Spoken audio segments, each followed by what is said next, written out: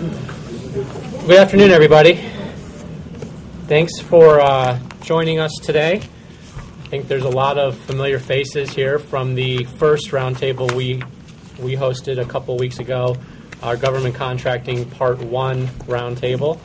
This is Part 2 of the Government Contracting discussion. My name is Mike Caputo. I chair the firm's Government Affairs group here at McDonald Hopkins. We have a wonderful panel for you today. To my right is Steve Schiller, who is president of John A. Martin and Associates, which is a engineering and design firm headquartered in Las Vegas, Nevada. To John's right is Michelle Cantor, who is a member in our firm's construction practice out of our Chicago office. To Michelle's right is Mark Pacino, who is with Ambiente Federal Solutions. Together, between the panelists, there is well over 60 years of experience in federal contracting. So we have a wonderful group. We hope to provide some insightful information that builds on the information we provided in Part 1 of this roundtable.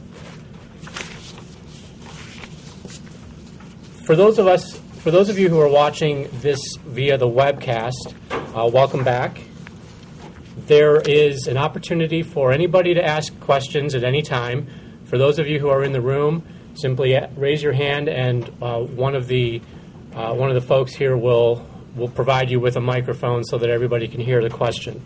For those of you who are watching via the webcast, simply type in the question, hit the send button or the email button on the webcast, and that will be printed out and brought up to the panel. We promise to be finished here by 1:15. We have a lot of information that we're going to try and cover. That being said, this is a dialogue. If there's anything specific you'd like to know about, or if there's something that you'd like us to build on from one of the previous answers, this is information for you to learn, so don't hesitate to ask us to provide some additional information. Like I said, I'm Mike Caputo. I chair the firm's Government Affairs group, and we have seen a tremendous uptick in the amount of interest government contracting might be able to provide to our clients. And that really took full force after President Obama earlier this year signed into law the American Recovery and Reinvestment Act, which is, as we all know, a $787 billion piece of legislation that was really intended to create demand where there once wasn't. Just to give a little bit of a status on ARA, and these are figures that are provided by the folks in D.C. Over 640,000 jobs have either been created or retained as a direct effect of ARA. In the construction or in the contracting and grant aspect, there was about $275 billion allocated for contracting.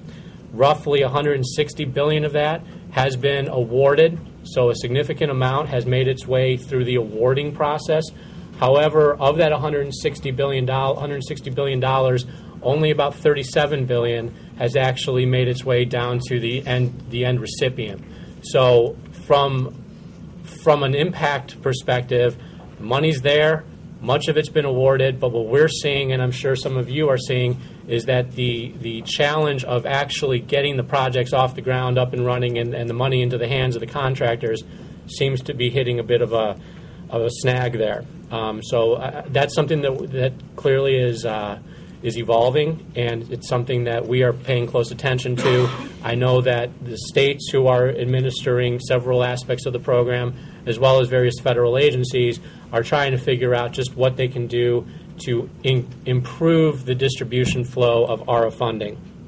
But ARA has created quite an interest in doing business with the federal government, and we are trying to be responsive to that interest. We have been advising a number of individuals, a number of clients and interests on how best to do it, and that's what's led to a series of the roundtables that we are having, including the one today. Before we get into the specifics of the discussion, I thought it would be helpful just to talk a little bit about the general status of federal contracting. And Mark, this might be something that you'd like to talk about. Just what type of opportunities there might be. Is the government open for business? What are you seeing from your professional perspective? Well,